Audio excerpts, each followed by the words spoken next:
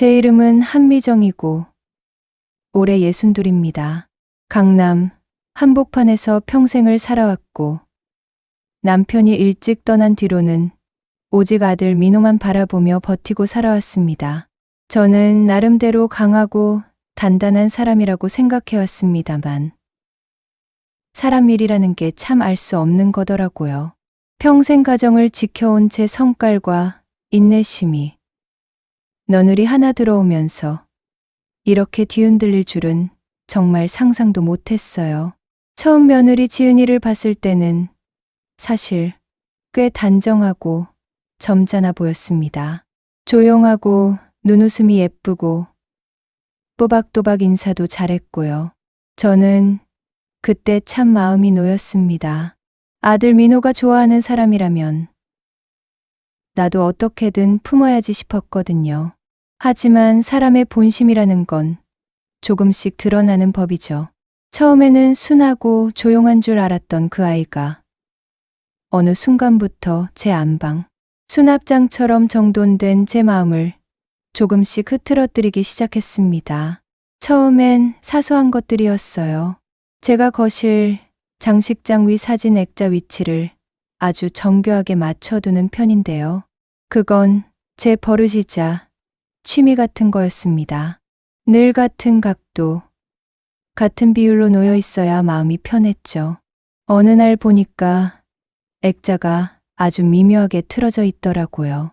바람이 불 리도 없고 집엔 저랑 지은이뿐인데 저는 그냥 실수겠거니 했습니다. 그 다음 날은 제가 아끼는 청자 그릇이 평소 자리보다 한 뼘 위쪽 칸에 올라가 있더라고요. 그때부터 지은이의 손길이 느껴지기 시작했어요. 저는 물었습니다. 지은아, 혹시 이 글은 내가 옮겼니? 지은이는 고개를 살짝 갸웃하더니 무표정한 얼굴로 그러더라고요. 저는 그런 취향 아니라서요. 그리고 방으로 쑥 들어가 버렸습니다. 저는 그때 아주 작은 오싹함을 느꼈습니다. 그 말투, 그 표정, 그 잘못 없음의 태도. 내가 괜히 예민한 건가 싶었지만 제 촉이 틀리는 법이 거의 없었어요. 며칠 뒤에는 제가 오래전부터 소중히 모아온 닭이 세트 중 하나가 보이지 않았습니다. 제가 물건을 잃어버리는 사람도 아닌데 그게 사라졌길래 지은이에게 조심스럽게 물었죠. 혹시 이 닭이 못 봤니? 그때 지은이의 표정이 아주 묘했습니다. 입꼬리가 살짝 올라가는 듯 하다가 다시 내려갔고 어깨를 으쓱하면서 그러더군요. 저한테 왜 물으세요? 제가 어머님 물건에 손이라도 댔다는 말씀이세요. 저는 아무 말도 못하고 그냥 뒤로 물러섰습니다. 뭔가 설명할 수 없는 감정이 제 가슴에 멍울처럼 걸려 올라오더군요. 하지만 그때는 몰랐습니다.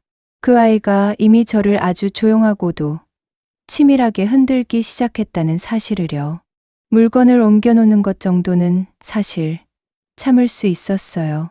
그런데 문제는 점점 그 빈도가 늘어갔다는 거죠. 제가 아끼는 장식품들, 제가 손때 묻혀온 물건들, 심지어 제가 루틴처럼 정해놓은 냉장고, 정리조차도 누군가 뒤에서 일부러 바꿔놓은 것처럼 보였어요. 매일 조금씩, 아주 조금씩, 마치 제가 정신이 흐트러지고 있다고 가족들이 생각하게 만들려는 사람처럼요. 가끔 그런 생각도 들었습니다. 이건 우연이 아니다. 분명 의도다. 그리고 그 의도가 나를 흔들기 위한 것이라는 느낌이 강하게 들어오기 시작했습니다. 하지만 저는 당장 반응하지 않았습니다. 제가 먼저 흔들리는 모습을 보이면 그 아이가 원하는 대로 되는 거니까요. 저는 제 표정을 최대한 유지하면서 지켜보기로 했습니다. 지은이가 어떤 방식으로 나를 밀어붙이려 하는지, 앞으로 어떤 수를 더 쓸지 침착하게 관찰하기로 했습니다. 그러던 어느 날 지은이가 거실 테이블 위에 놓고 간 핸드폰 화면이 켜져 있었는데 그 화면 속에는 SNS 게시물이 잠시 스쳐 보였습니다. 내용이 뭔지 아세요? 시댁의 기괴한 집안 규칙 모음, 그리고 해시태그로 소심한 통제 욕구. 저는 심장이 순간적으로 멈추는 느낌이었습니다. 사진 속 배경이 우리 집이었고 글의 뉘앙스는 저를 완전히 조롱하는 방식이었죠. 정말 무섭더군요. 누군가 내 집 안에서 내 앞에서 순한 척 웃으면서 뒤로는 이 모든 걸 퍼뜨리고 있다는 사실이요. 저는 그날 밤 잠을 이루지 못했습니다. 분명히 무언가 더 있다. 단순한 무시나 장난이 아니다. 아이는 나를 흔들고 나를 무너뜨릴 계획을 이미 세워놓았고 지금은 그 첫 단계를 밟고 있다는 생각이 들었어요. 그렇지만 저는 가만히 당할 사람이 아닙니다. 평생을 이 강남 집 한 채 지켜오며 살아온 제가요. 부드럽게 보이지만 절대로 만만하지 않은 사람이라는 걸 지은이는 곧 알게 될 것 같습니다. 아이가 나를 무시하고 조롱하고 흔들어도 저는 제 위치를 잃지 않을 겁니다. 가까이에서 아주 차분하게 이 아이의 수를 읽고 받아내면서 역으로 밀어붙일 겁니다. 그리고 그렇게 마음을 다잡은 다음 날 아침, 지은이가 제 앞에서 또 한 번의 작은 무시를 보여줬습니다. 과일을 깎아 놓았는데 제 접시는 없더군요. 민호 것만 있고요. 제가 슬쩍 그걸 바라보고 있으니 지은이가 아무렇지 않은 얼굴로 그러더라고요. 아, 어머님 것도 필요하셨어요. 제가 정말 웃음이 나올 뻔했습니다. 이 아이의 의도는 너무나 명확했습니다. 무시, 조롱, 심리전의 시작. 좋습니다. 시작한다면 받아주죠. 하지만 내가 이대로 무너지는 사람은 아닙니다. 자, 이제부터 지은이와 나 사이의 싸움은 본격적으로 시작되는 겁니다. 그리고 저는 오늘부터 이 아이의 모든 행동을 기록하기 시작했습니다. 언제 무엇을 옮겼는지, 어떤 말투였는지, 어떤 표정이었는지. 왜냐하면 이 싸움은 오래 갈 테니까요. 며느리 지은의 첫 번째 공개적 무시는 예상보다 일찍 찾아왔습니다. 가족 모임이 열린 날, 저는 평생 지켜온 집안 규칙과 전통을 조금이라도 흔들릴까봐 긴장하며 준비했죠. 집안 음식 하나하나를 점검하고 테이블 세팅을 몇 차례 반복하며 마음을 다잡았습니다. 평생 이런 자리를 준비하면서 느낀 마음은 늘 설렘과 긴장, 책임감이 섞인 것이었습니다. 그런데 그날 지은이는 마치 준비된 연극의 주인공처럼 저를 무시하고 조롱할 기회를 놓치지 않았습니다. 손님이 하나둘 도착하고 분위기가 무르익자 지은이는 갑자기 거실 중앙에서 제 요리를 살짝 흘리며 말했습니다. 어머니, 이 요리 방법은 좀 오래됐네요. 저는 조금만 바꾸면 더 맛있을 것 같아요. 그 말투는 천연덕스러웠고 미소는 너무나 자연스러워서 주변 사람들이 다 웃음이 터졌습니다. 저는 순간적으로 얼굴이 굳었습니다. 평생 요리하며 손맛을 지켜왔는데 이렇게 공개적으로 무시를 당할 줄은 몰랐습니다. 하지만 겉으로는 평정을 유지해야 했습니다. 그저 차분하게 말했습니다. 그래, 내 의견도 일리가 있구나. 다음에는 함께 시도해보자. 그러자 지은이는 또 한 번 입꼬리를 살짝 올리며 제 얼굴을 살폈습니다. 그 미소는 친절한 척. 그러나 눈빛에는 은근한 우월감이 묻어 있었죠. 그날 밤, 지은이는 SNS에 사소한 우리 집 규칙을 풍자한 글을 올렸습니다. 우리 집에는 엄마가 모든 식탁 위물컵의 위치를 정확히 지정하신다. 신혼 며느리도 어쩔 수 없다. 내용은 짧았지만 제 마음을 송두리째 흔들기에 충분했습니다. 주변 지인들이 댓글을 달며 웃음을 터뜨리는 것을 보니 저를 향한 은근한 조롱이 공공연히 퍼지고 있다는 사실에 화가 치밀어 올랐습니다. 그러면서도 저는 즉각 반응하지 않았습니다. 화를 내거나 지적하면 오히려 지은이의 계획에 말려드는 것이니까요. 대신 몰래 기록을 남기기 시작했습니다. SNS에 올라간 글, 지은이의 행동, 손짓, 말투, 시선 모든 것을 세심하게 적었죠. 나중에 결정적인 순간에 쓸 수 있는 자료로 만들 생각이었습니다. 며느리의 공개적 무시는 거기서 끝나지 않았습니다.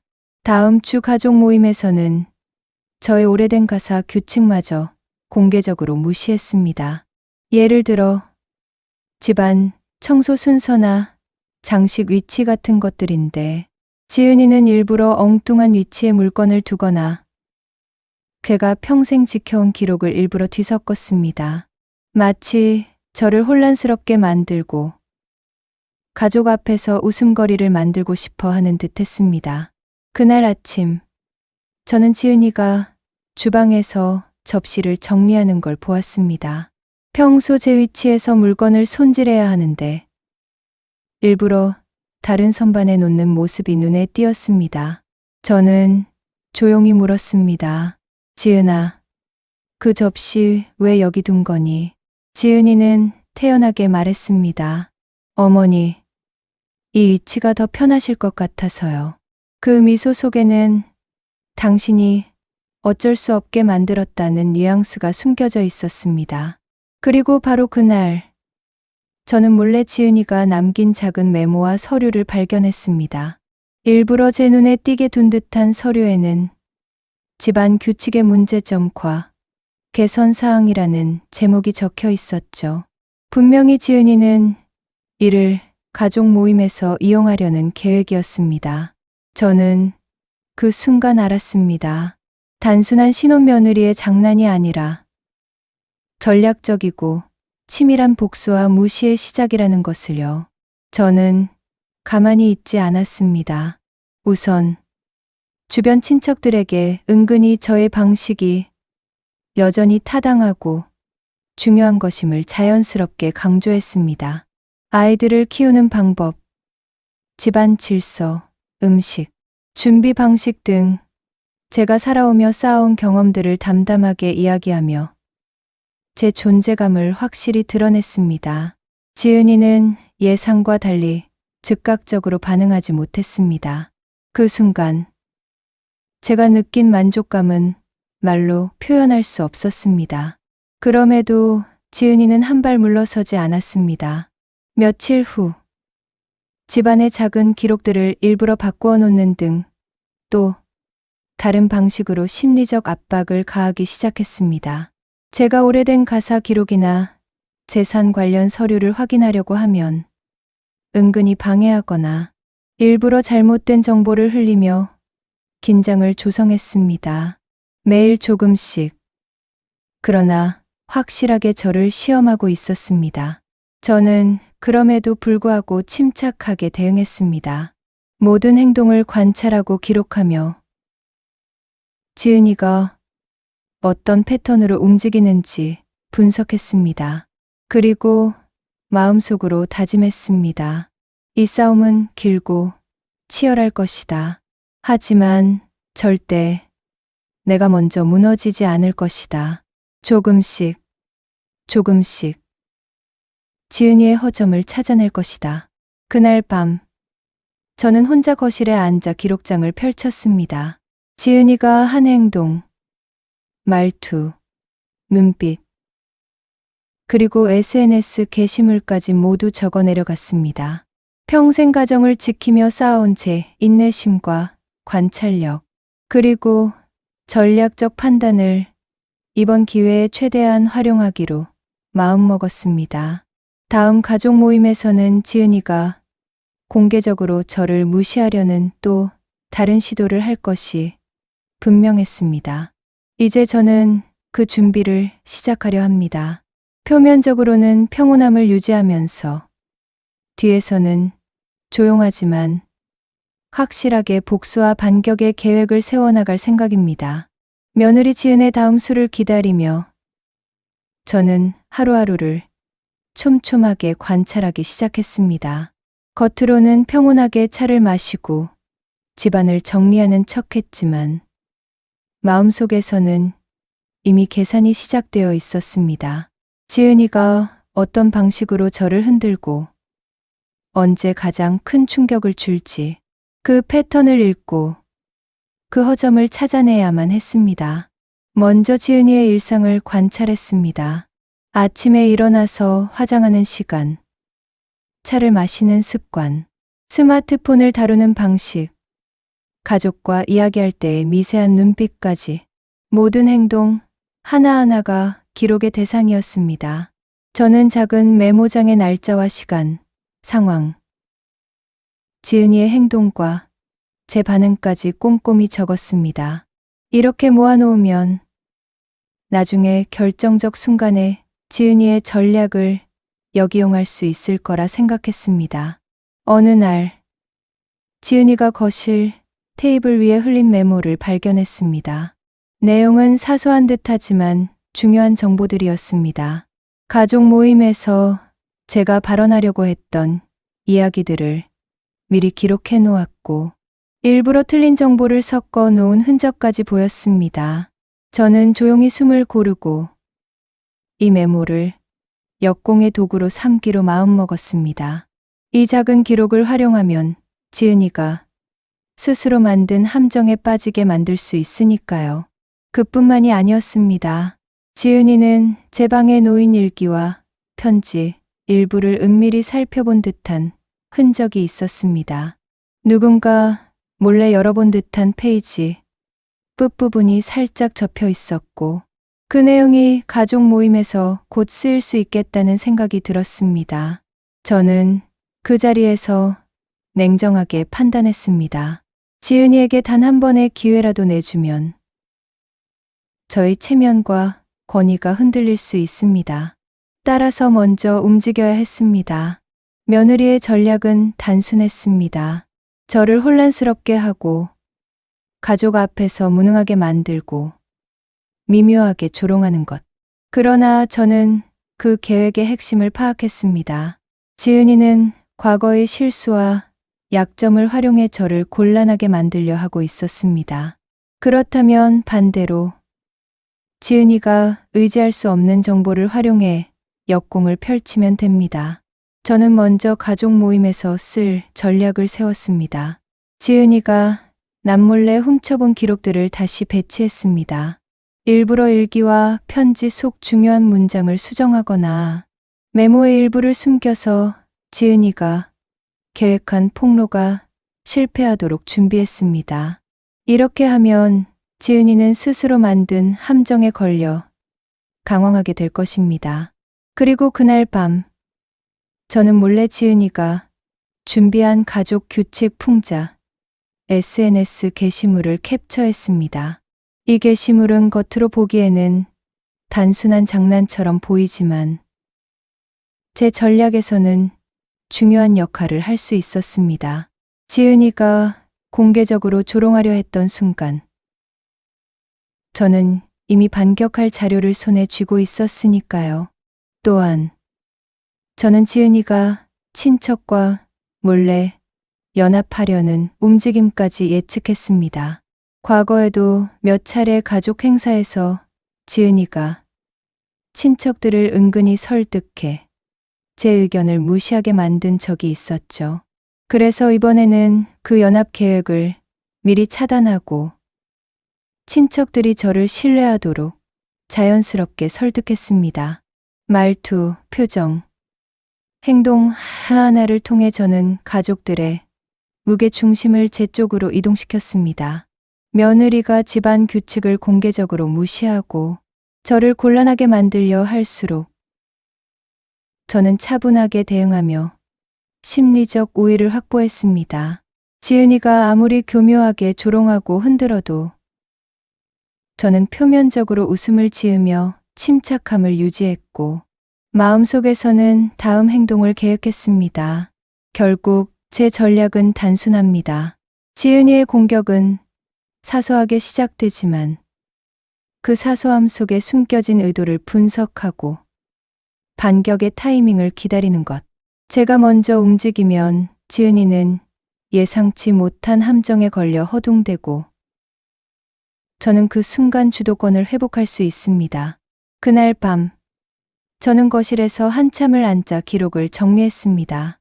지은이가 어떻게 움직였는지, 어떤 말투와 표정으로 저를 시험했는지, 가족들이 어떻게 반응했는지, 그리고 마음속으로 다짐했습니다. 이 싸움은 단순한 가정, 내 갈등이 아닙니다. 전략과 심리전의 연속이고 제가 반드시 승리해야 하는 싸움입니다.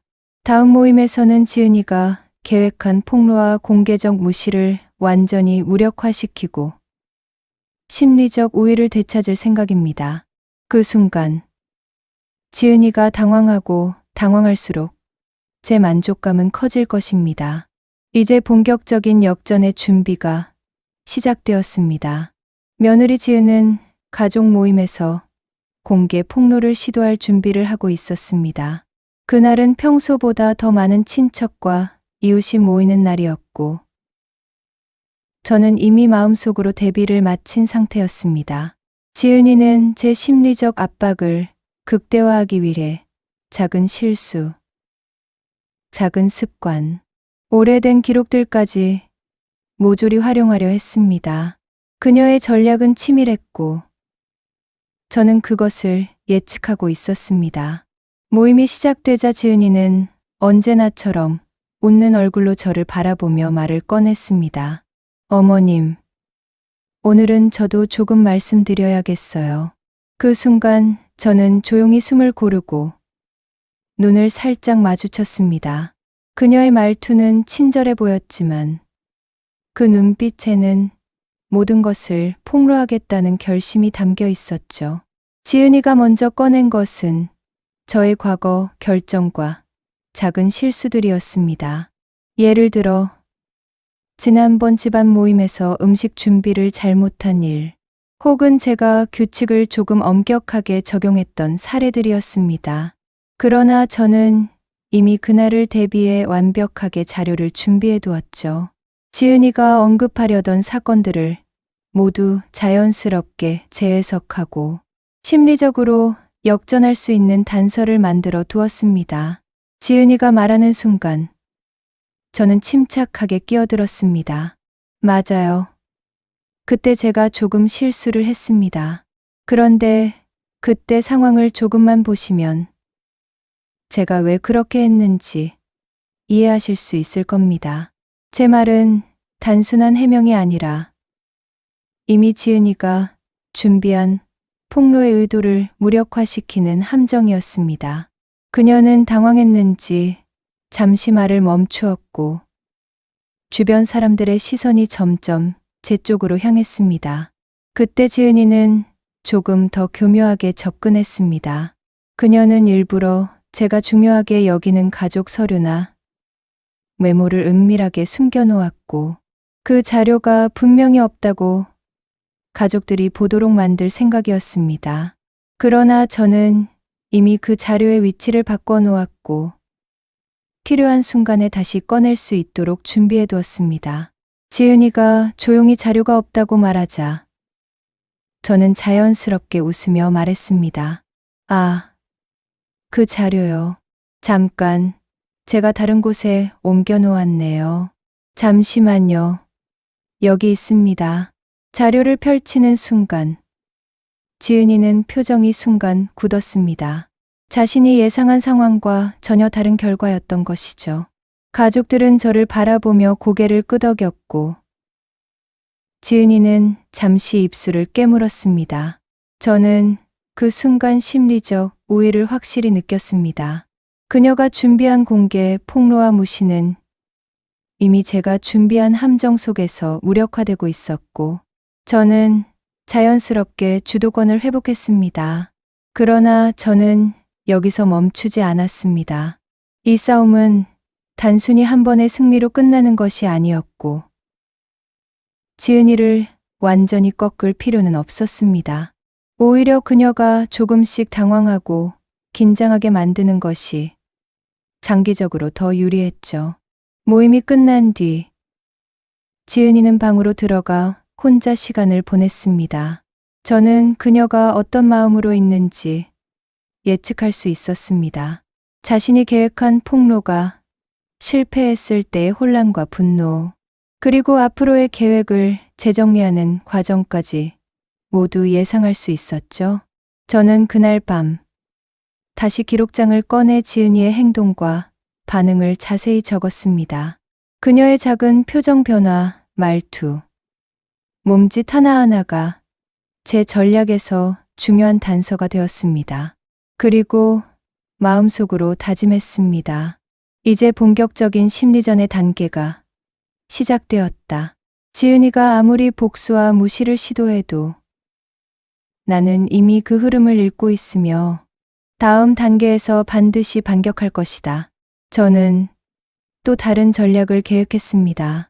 지은이가 친척과 연합해 저를 압박하려고 할 가능성을 대비해 그 친척들과 미리 신뢰를 쌓고 자연스럽게 제 편으로 돌리는 전략이 필요했습니다. 그녀가 아무리 몰래 움직여도 저는 그 모든 움직임을 읽고 대응할 준비가 되어 있었습니다. 그리고 저는 한 가지 중요한 사실을 깨달았습니다. 이 싸움에서 가장 중요한 것은 단순한 권력 싸움이 아니라 심리적 우위를 확보하는 것이라는 점이었습니다. 지은이가 아무리 조롱하고 무시해도 제가 차분하게 대응하며 기록과 자료를 활용하면 결국 그녀는 제 계획 안으로 들어오게 될 것입니다. 지은이는 준비한 폭로가 실패하자 더욱 은밀하고 치밀하게 움직이기 시작했습니다. 그날 이후 그녀는 마치 집안의 모든 공기를 다시 계산하는 듯한 눈빛을 보였고, 저는 그 눈빛 속에서 새로운 전략이 시작되고 있음을 단번에 알아차렸습니다. 며느리는 이제 단독 행동이 아닌 연합을 통한 압박을 시도할 것임이 분명했습니다. 며칠 뒤 저는 우연히 방에서 통화하는 지은이의 목소리를 들었습니다. 맞아요, 이모. 어머님이 지난번에 또 서류를 어디 두셨는지 모르겠다며 난리셨어요. 제가 정말 얼마나 힘든 줄 아세요? 말투는 억울함을 가장했지만 분명 사용자의 목적은 설득이 아닌 편들기 요청이었습니다. 이모가 한번 와서 가만히 보세요. 제가 뭘 잘못하고 있는지 모르겠어요. 저는 조용히 문 앞에서 발걸음을 멈추고 그녀의 말투와 숨소리까지 노트에 기록했습니다. 그녀는 점점 감정 과장을 사용하고 있었고, 그 방식은 친척과 지인들을 자기 편으로 끌어들이기 위한 행동이었습니다. 며느리의 연합은 단순한 편들기가 아니었습니다. 우리가 어머님을 도와드릴게. 같이 말도 좀 하고 분위기도 좀 바꿔보자. 이런 식으로 도와주는 척하며 저를 압박하는 방식이었죠. 며칠 뒤 친척 3명이 집에 찾아왔습니다.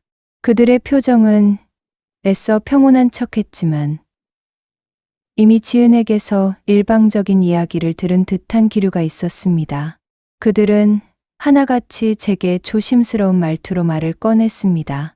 언니, 너무 혼자 힘들어 하시지 마요. 지은이도 고생 많다 하더라고요. 저는 단번에 그 말이 어디에서 비롯됐는지 알 수 있었습니다. 그러나 저는 이미 모든 걸 예측한 상태였습니다. 제가 먼저 친척들을 부엌으로 안내하며 조용히 차를 따랐습니다. 그리고 자연스럽게 말했습니다. 내가 힘들어서가 아니라 집안 분위기를 위해서 조심스러운 부분이 좀 있어요. 지은이가 아직 모든 상황을 이해하지 못한 것 같아서요. 친척들의 표정이 순간 흔들렸습니다. 그들이 듣고 온 이야기와 제가 말하는 뉘앙스가 충돌했기 때문이었습니다. 이 틈을 놓치지 않고 저는 아주 은근히 아주 조심스럽게 말을 덧붙였습니다. 혹시 지은이가 말씀드린 게 있다면 너무 마음에 담지 않으셔도 됩니다. 요즘 아이들이 조금 과하게 표현하는 경우가 많아서요. 제가 천천히 바로잡겠습니다. 그 말 한마디로 분위기는 완전히 바뀌었습니다. 제가 직접 연합을 끊어낸 것이 아니라 그들이 스스로 의심하게 만드는 방식으로 동맹을 흔들었죠. 그러자 원래 목적이 저를 압박하기 위해 강문한 친척들은 오히려 지은의 과도한 행동을 다시 생각하게 되었고, 지은이 의도한 압박은 오히려 미묘하게 저에게 유리한 공기로 흘러갔습니다. 지은이는 점점 다급해졌습니다. 그날 밤, 그녀는 저에게 아무렇지 않은 척 다가와 말했습니다. 어머님, 오늘 이모들이랑 잘 이야기하셨어요? 저는 부드럽게 미소 지으며 대답했습니다. 그럼요. 오히려 지은이가 얼마나 노력하는지도 잘 이야기했어요. 그 말 한마디에 지은이는 잠시 멈칫했습니다. 제가 방금 한 말의 뜻을 정확히 읽어낸 것이죠. 그녀는 누구보다 교묘했고, 그렇기에 제 말 속 숨겨진 메시지도 바로 느꼈을 것입니다. 나는 내 전략을 알고 있고, 내가 어떤 말을 흘렸는지도 모두 파악하고 있다. 그러나 지은이의 움직임은 여기서 끝나지 않았습니다. 그녀는 더욱 강한 압박을 위해 제 재산 관련 서류 일부를 손대기 시작했습니다. 집 구입 내역 메모를 조금 다르게 적어두고 오래된 지출 기록에서 일부 숫자를 살짝 수정하며 마치 제가 잘못 정리한 것처럼 보이게 만들었죠. 제가 가장 소중하게 여기는 기록을 건드리며 심리적으로 흔들어 놓으려는 행동이었습니다. 저는 서류를 확인하던 중 이상한 점을 단번에 알아챘습니다. 숫자의 획, 글씨의 흐름, 기록 타이밍, 모두 지은이 손을 거친 뚜렷한 흔적이었죠. 저는 그날 밤 단 하나도 고치지 않고 그대로 서류를 정리해 서랍에 넣었습니다. 지은이가 만든 흔적을 그대로 남겨두는 것이 다음 전략에 필요했기 때문입니다. 저는 그녀의 공격을 막기만 하는 것이 아니라 그녀가 저지른 작업이 스스로 덫이 되도록 판을 깔고 있었습니다. 며칠 뒤 가족이 모두 모인 자리에서 지은이는 마침내 결정타를 날리려 했습니다. 서류를 보여주며 말하겠죠. 어머님이 또 실수하셨어요. 어머님이 헷갈리신 것 같아요. 그러나 그 말이 나오기 직전 저는 이미 그녀가 수정한 흔적 전체를 증거로 제시할 준비를 마친 상태였습니다. 이 심리전은 단순한 고부 갈등이 아니었습니다.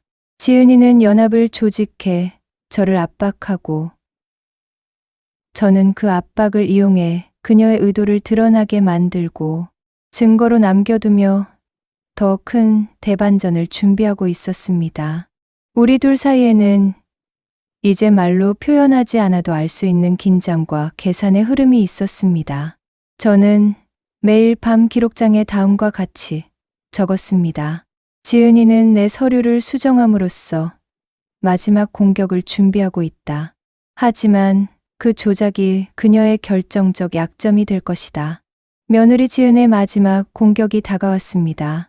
저는 이미 오래전부터 그녀의 패턴과 의도를 기록해 두었고 오늘은 그 모든 준비가 실제로 시험대에 오르는 날임을 직감했습니다.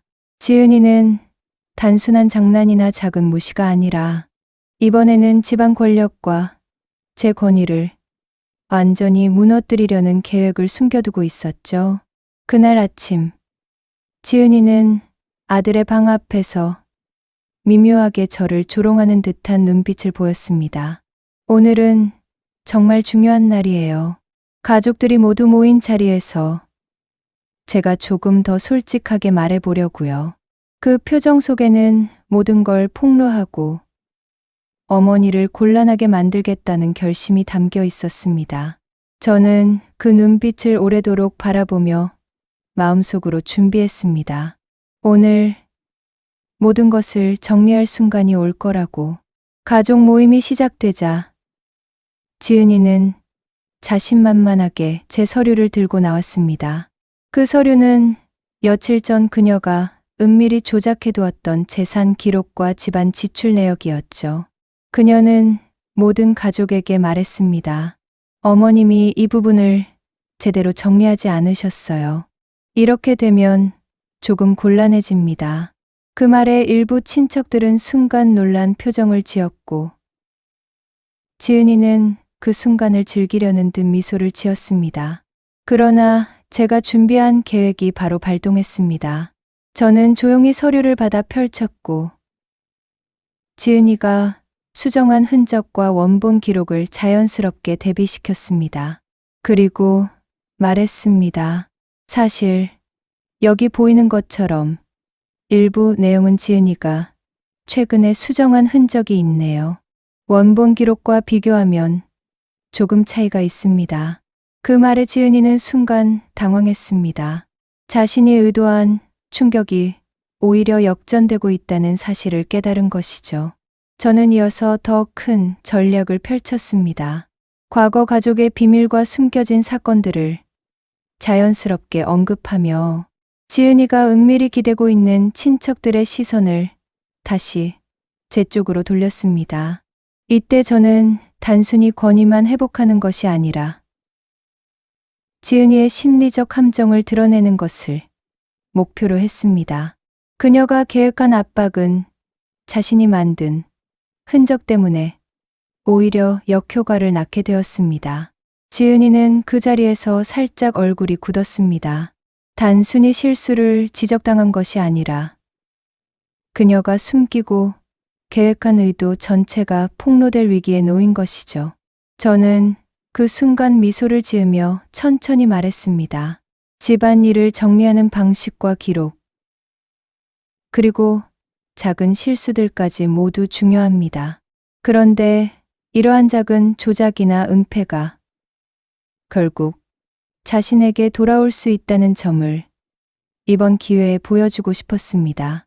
그날 모임에서 지은이는 결국 계획한 폭로를 끝내 실행하지 못했습니다. 제 전략이 완벽하게 맞아떨어진 순간이었죠. 그녀가 설치한 심리적 함정은 그대로 되돌아와 그녀의 긴장과 혼란을 극대화했습니다. 가족들은 놀란 듯 저를 바라보았고 지은이는 미세하게 입술을 깨물었습니다. 하지만 저는 알았습니다. 이 싸움에서 완전히 끝난 것은 아니란 것을요. 지은이는 여전히 사소한 방식으로 저를 흔들 준비를 하고 있었고 이번 실패를 발판 삼아 더 치밀한 계획을 세울 겁니다. 그렇지만 오늘만큼은 제가 주도권을 확실히 되찾았다는 것을 느낄 수 있었습니다. 그날 밤 저는 다시 기록장을 펼쳤습니다. 지은이의 표정, 말투, 몸짓, 그리고 그녀가 시도한 압박과 폭로 계획까지 모두 적어내려갔습니다. 그녀의 행동 하나하나가 앞으로 제 전략에서 결정적인 단서가 될 것이기 때문입니다. 저는 마음속으로 다짐했습니다. 오늘은 승리했다. 하지만 싸움은 아직 끝나지 않았다. 다음 단계에서 나는 더 치밀하게 그녀의 의도를 역이용할 것이다. 제 전략은 단순합니다. 지은이의 심리적 공격을 그대로 기록하고 그 함정을 역이용하며 주변 가족과 친척들의 신뢰를 활용해 주도권을 유지하는 것. 오늘의 승리는 그 과정의 일부일 뿐입니다. 그리고 그날 이후 저는 한 가지 교훈을 확실히 깨달았습니다. 심리전에서 가장 강한 무기는 단순한 힘이 아니라 관찰과 기록, 그리고 타이밍이라는 것을요. 며느리 지은의 최후의 공격이 실패한 이후 저는 비로소 권력을 일부 회복할 수 있었습니다. 집안 내에서의 주도권, 친척들의 신뢰, 그리고 무엇보다도 가족 모임에서의 존재감을 다시금 확보한 순간이었습니다. 하지만 이 승리는 달콤함과 동시에 씁쓸한 상처를 남겼습니다. 그날 이후 지은이는 이전보다 더 조용하게 행동했습니다. 그러나 눈빛 속에는 여전히 도전과 곡수의 의지가 숨어 있었고 저는 그것을 놓치지 않았습니다. 그녀가 표면적으로 순종하는 듯 보여도 마음속에서 계속해서 전략을 세우고 있다는 것을 경험으로 알 수 있었습니다. 권력을 되찾은 저는 가족 모임에서 자연스럽게 주도권을 행사했습니다. 음식 준비, 대화의 흐름, 행사 순서까지 모든 순간에서 중심을 잡았습니다. 하지만 동시에 저는 마음속으로 그녀의 심리적 압박을 항상 대비했습니다. 지은이가 다시 작은 조롱이나 은밀한 무시를 시도할 가능성을 예측하며 그 움직임을 역이용할 계획도 세웠죠.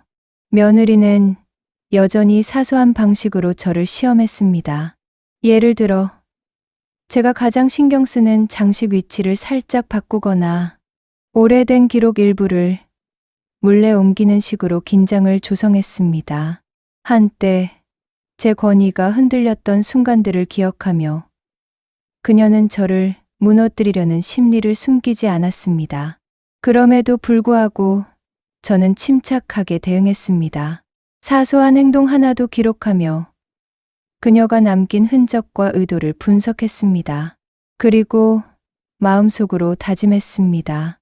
사소한 도발이 나의 판단을 흐리게 해서는 안 된다.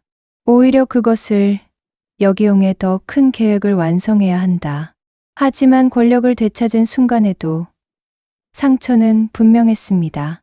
그녀의 조롱과 무시는 제 마음 깊숙이 남았고 단순히 겉으로 드러난 갈등만이 아니라 심리적 긴장 속에서 느끼는 피로와 분노가 누적되었습니다.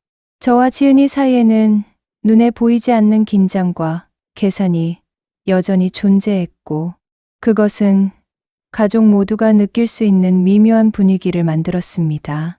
며칠 후 가족 모임에서 지은이는 의도적으로 제 발언을 끊거나 제가 준비한 자료를 살짝 흔들며 긴장을 조성했습니다.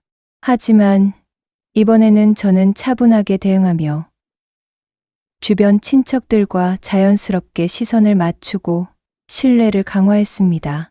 그녀가 시도한 압박은 오히려 저의 경험과 관찰력 앞에서 무력화되었고 저는 미묘하지만 확실한 심리적 우위를 유지했습니다.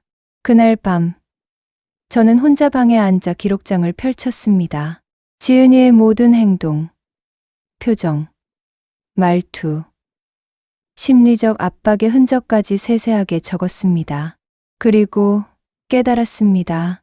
비록 권력은 회복했지만 상처는 완전히 사라지지 않았다.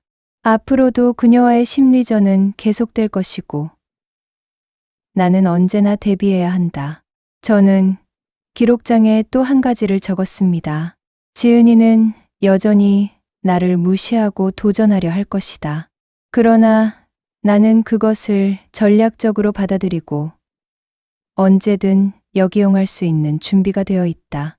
이제 중요한 것은 단순한 승리가 아니라 끊임없는 심리적 균형과 전략적 대응이라는 것을 확실히 이해했습니다.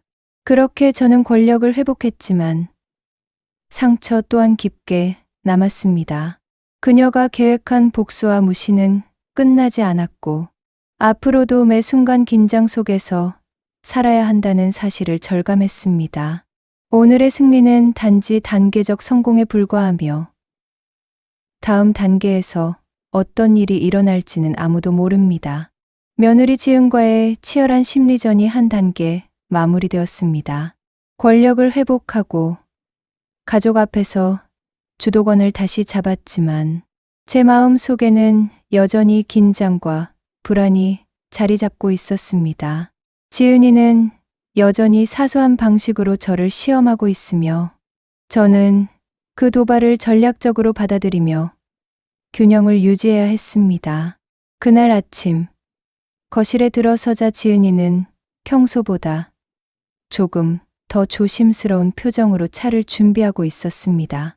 겉보기에는 단순한 신혼며느리의 일상처럼 보였지만 저는 이미 그녀의 눈빛 속에 숨겨진 계산과 전략을 읽을 수 있었습니다. 어머니, 오늘은 날씨가 참 좋네요.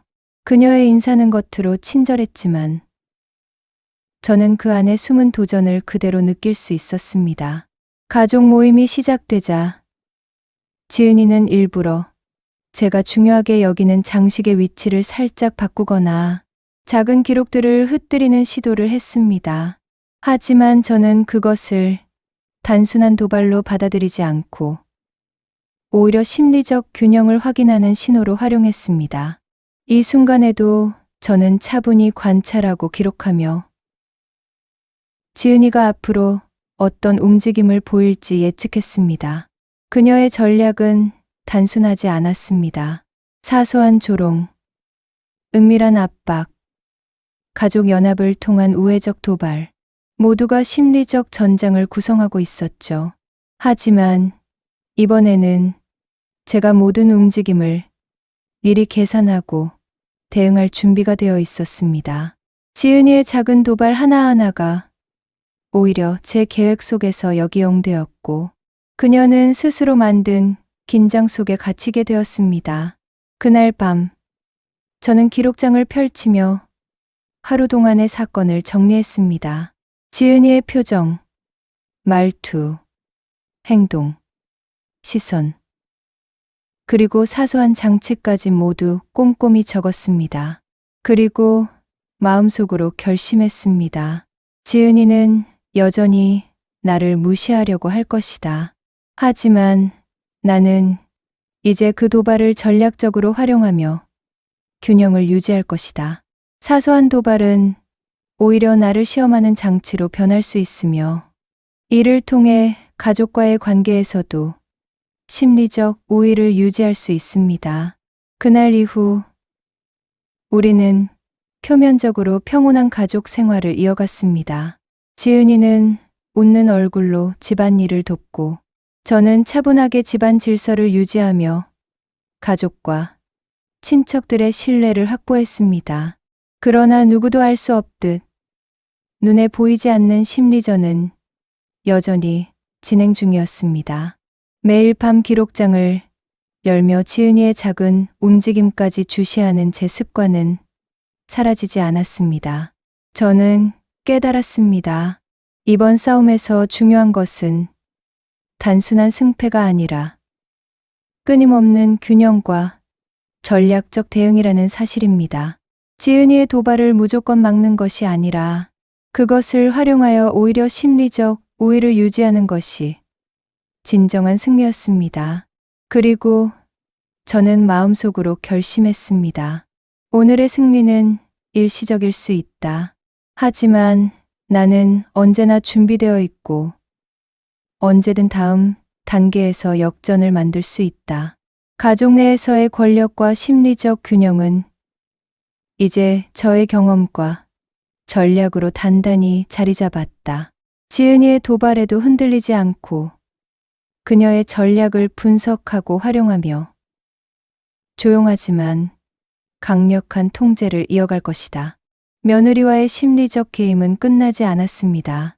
하지만 이제 우리는 새로운 균형 속에서 공존할 수 있었습니다. 서로의 의도와 계획을 알고 때로는 긴장을 유지하며 때로는 전략적으로 대응하며 살아가는 관계. 바로 그것이 오늘 제가 얻은 교훈이자 앞으로 지켜야 할 방식이었습니다. 저는 기록장을 덮고 창밖을 바라보았습니다. 강남의 고급 주택에서 맞이하는 평온한 밤. 그 안에서도 보이지 않는 전쟁은 계속되고 있습니다. 하지만 이제 저는 두려움 없이 냉정하게 그리고 전략적으로 맞서며 새로운 균형을 유지할 준비가 되어 있었습니다. 이제 시어머니와 며느리의 심리전은 표면적으로는 잠잠해 보이지만 언제든 새로운 장으로 이어질 수 있는 상태로 끝이 납니다. 끝나지 않은 전쟁 속에서도 저는 승리와 상처, 그리고 균형을 모두 손에 쥐고 있음을 느낍니다.